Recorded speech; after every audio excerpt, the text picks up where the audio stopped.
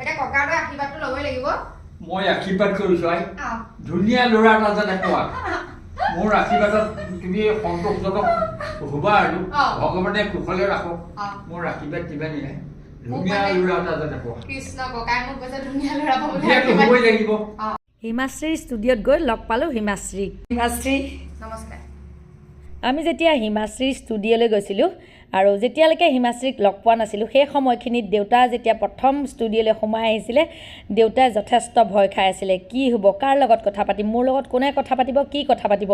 দেউতাৰ অৱস্থাটো চাওক আৰু এইটো ষ্টুডিঅ' আছিলে হিমাশ্ৰীৰ লগত কথা পতা দেউতা চাওক বুকুত হাতখন দি কি বা উশাহে কি কৰিছে দেউতাই ক'ব নহয় নাৰ্ভাছ দেউতা মানে নাৰ্ভাছ হৈ আছিল কিন্তু যেতিয়া হিমাশ্ৰী ষ্টুডিঅ'লৈ সোমাই আহিল দেউতাই দেখিলে যে এজনী সৰু ছোৱালী যেন নিজৰহে জীয়েক হিমাশ্ৰী অহাৰ লগে লগে দেউতাৰ মনটো পাতল হৈ গ'ল আৰু হিমাশ্ৰীৰ লগত ভিতৰুৱাকৈ দেউতাই কিছুমান কথা পাতিছিল জমনি কৰিছিল সেইখিনি আজি মই আপোনালোকক দেখুৱাবলৈ ৰেডি কৰিছোঁ ভিডিঅ'টো প্ৰস্তুত কৰিছোঁ আৰু হিমাশ্ৰীয়ে দেউতাৰ লগত কথা পাতিবৰ কাৰণে এয়া এনেকৈ আহিছিলে আৰু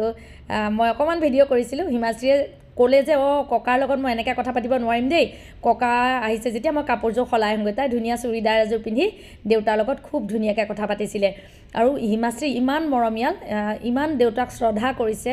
মৰম কৰিছে সেই কথাখিনি মই হিমাশ্ৰীৰ শলাগ ল'বই লাগিব আৰু আপোনালোকক কিছুমান ভিতৰুৱা কথা মই দেখুৱাওঁ হিমাশ্ৰীয়ে দেউতাৰ লগত কেনেকৈ ধেমালি কৰিছিল চাওকচোন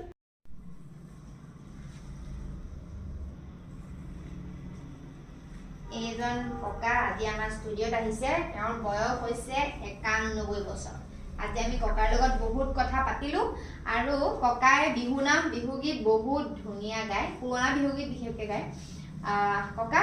এটা বিহুগীত যদি শুনাই দিয়ে ভাল লাগিব মই পুৰণা বিহু এনেকৈ গাওঁ মাৰে যদি মাৰিব তোৰ মাৰে মাৰিব তেওঁ তোমাৰ ঘৰ লৈ যা যদি তোমাৰ দাদাই আহে খেদা মাৰি বাটত ধৰি কলি যা মজা ককা বহুত ধুনীয়া গাইছে ভাল লাগে কপালত সেন্দুৰৰ ফুট গুণিব নালাগে ভাবিব নালাগে বাপেৰাই নিদিয়ে ইমান ধুনীয়া লাগিছে পুৰণা বিহুগীত সঁচাকৈ বহুত ভাল লাগে ককা নাচিব পাৰিব নে এতিয়া নে আপোনাৰ ককালটো এতিয়া দিগদাৰ হ'ব নাচিবলৈ মোৰ নাচটো মানে মোৰ অঙি ভঙিবিলাক এই জাপে জহে নহয় মোৰ মানে গাত গেঞ্জিটো থাকিব লাগিব তেতিয়া মোৰ কঁকাল মূৰবিলাক ভাঙে আৰু ন এতিয়া এনেই আপোনাৰ নাচি দিব নি যদি বেয়া নাপায় যদি আপোনাৰ কোনো প্ৰব্লেম নহয় দেউতাই কৈছে ছোৱালীজনীৰ সৈতে মোক ফটো এখন উঠাই দে বোলে চা ইমান মানে ভাল পাইছে হিমাশ্ৰীক দেউতাই সিমান নাই মোৰ হিয়াৰ ৰামতি এজনী মোৰ মৰমৰ দেখিছানে বাৰু ৰাইজ নিজৰ ছোৱালী বুলি মই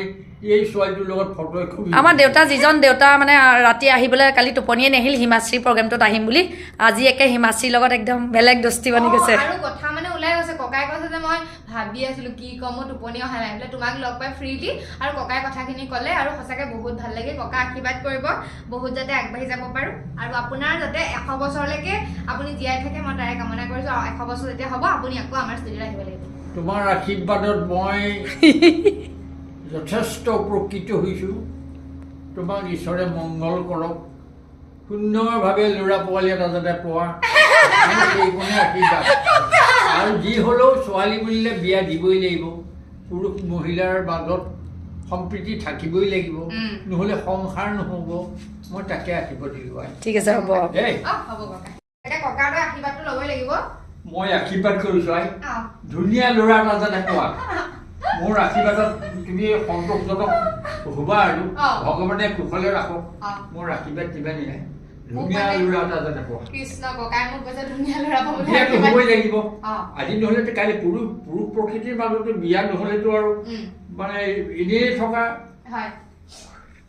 বিয়াটো হ'বই লাগিব গতিকে ভালদৰে পাবই লাগিব আপুনি আশীৰ্বাদ দিছে যে নিশ্চয় পাম বিহুটো গাই মানুহে বিহুটো মই পাহৰিছোঁ এতিয়া বিহুটো বিহু পাহৰি গৈছোঁ নহয়